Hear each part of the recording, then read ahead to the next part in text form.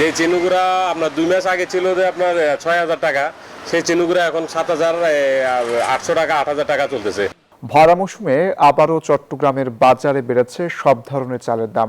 এক সপ্তাহের ব্যবধানে বস্তা প্রতি দাম বেড়েছে 200 থেকে 250 টাকা পর্যন্ত। এতে ক্ষুব্ধ ক্রেতারা সিন্ডিকেট ও বাজার ব্যবস্থাপনার অভাবকে দুষলেন। আর বরাবরের মতো পাইকাররা দায় চাপালেন উত্তরবঙ্গের আড়তদারদের উপর। নয়ন পরাজয়ের প্রতিবেদনে বিস্তারিত। চট্টগ্রামের সবচেয়ে বড় চালের আড়ত পাহাড়তলী চাকতায় বাজারে চাল সরবরাহে কোনো ঘাটতি নেই, তারপরও দাম বৃদ্ধি। মাত্র এক সপ্তাহের ব্যবধানে স্বর্ণা, মিনিকেট, ফাইজাম সহ বিভিন্ন ধরনের চালের দাম বস্তাপ্রতি বেড়েছে 200 থেকে 250 টাকা।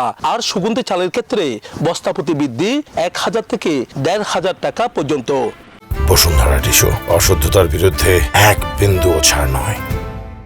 যে চিনুগুড়া আপনার 2 মাস আগে ছিল যে আপনার 6,000 টাকা, সেই চিনুগুড়া এখন 7,800 টাকা 8,000 টাকা চলতেছে। ভরা মৌসুমে চালের দাম বৃদ্ধিতে ক্ষুব্ধ ক্রেতারা। তারা বলছেন সিন্ডিকেটের কারণে হঠাৎ করে চালের দাম বেড়েছে। বাজার মনিটরিং ব্যবস্থা না থাকার কারণ কেউ দুষলেন তারা।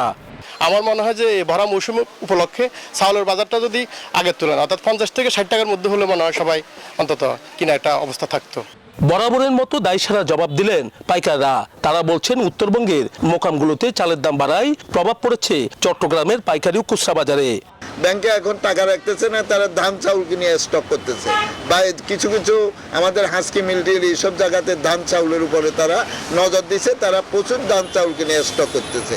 ওই কারণে কিছুটা এটার প্রভাব পড়ছে বলে আমাদের মনে হয়।